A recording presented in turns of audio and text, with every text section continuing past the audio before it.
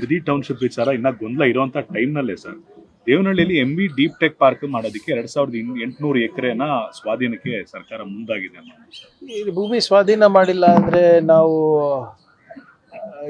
ಹೇಗೆ ನಾವು aerospace park tech park ಅಥವಾ ಹೊಸ ಟೌನ್ಶಿಪ್ಗಳು ಮಾಡ್ಬೋದು ಹೇಳಿ? ಇಡೀ ಇಂಡಿಯಾನಲ್ಲಿ ರ್ಯಾಪಿಡ್ ಅರ್ಬನೈಸೇಷನ್ ಆಗ್ತಾ ಇದೆ. ಊರು ಬಿಟ್ಟು ಜನ ನಗರಗಳ ಕಡೆ ಪಟ್ಟಣ ಕಡೆ ಬರ್ತಾ ಇದ್ದಾರೆ. ನೀವೇ ಎಷ್ಟೊಂದು ಬಾರಿ ವರದಿಯನ್ನು ತಾವು ಮಾಡಿದ್ದೀರ ಬೆಂಗಳೂರು ಯಾವ ವೇಗದಲ್ಲಿ ಬೆಳೀತಾ ಇದೆ ಅಂತ.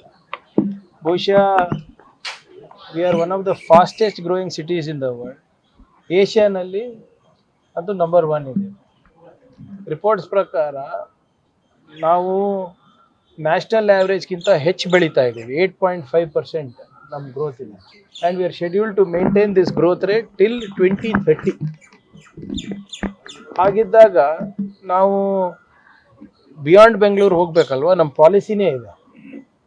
ಆದರೆ ಯಾರ್ದು ರೈತರ ಜಮೀನು ಇರ್ಬೋದು, ಬೇರೆಯವ್ರ ಜಮೀನು ಇರ್ಬೋದು, ನಾವು ಒತ್ತುವರಿ ಮಾಡೋದಕ್ಕಿಂತ ಮುಂಚೆ ಅವರ ಕಾನೂನು ಪ್ರಕಾರ ಪರ್ಮಿಷನ್ ತಗೋಬೇಕು. Whatever it has to happen will happen as per law ಅಲ್ವಾ.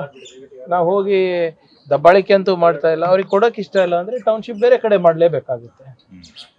There is no other option. ಈಗ ನಮ್ಮೂರಿನಲ್ಲಿ ನಮಗೆ ಇಂಡಸ್ಟ್ರಿ ಬೇಡ, ನಮಗೆ ಟೌನ್ಶಿಪ್ ಬೇಡ ಅಂದರೆ ಬೇರೆ ಊರಿಗೆ ಹೋಗಲೇಬೇಕಾಗ್ತದೆ. There is no other choice.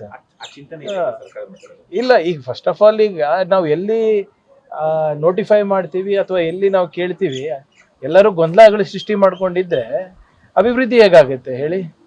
ನಾವೇನು ರೈತರ ಜಮೀನು ಕಸ್ಕೋತಾ ಇಲ್ಲ ಅಲ್ಲ, ಎಲ್ಲೂ ಆ್ಯಸ್ ಪರ್ ಲಾನೇ ಮಾಡ್ತಾ ಇರೋದು. ನೋಟಿಫಿಕೇಶನ್ ಮಾಡ್ತಾ ಇದ್ದೀವಿ, ಅವ್ರ ಒಪ್ಪಂದ ತಗೋತಾ ಇದ್ದೀವಿ, ಅವ್ರ ಒಪ್ಪಿಗೆ ತಗೋತಾ ಇದ್ದೀವಿ. ಅದಾದಮೇಲೆ ಅಲ್ವಾ ನಾವು ಏನಾದರೂ ಮಾಡ್ಬೋದು. ನಾವು ಕಾನೂನು ವಿರುದ್ಧ ಮಾಡ್ಲಿಕ್ಕಾಗುತ್ತಾ? ಅಥವಾ ನಿಮ್ಮ ಇಚ್ಛಾಶಕ್ತಿ ಇರಲಾರ್ದೆ ನಾವು ಜಮೀನನ್ನು ತೊಗೊಳಕ್ಕಾಗ್ತದಾ?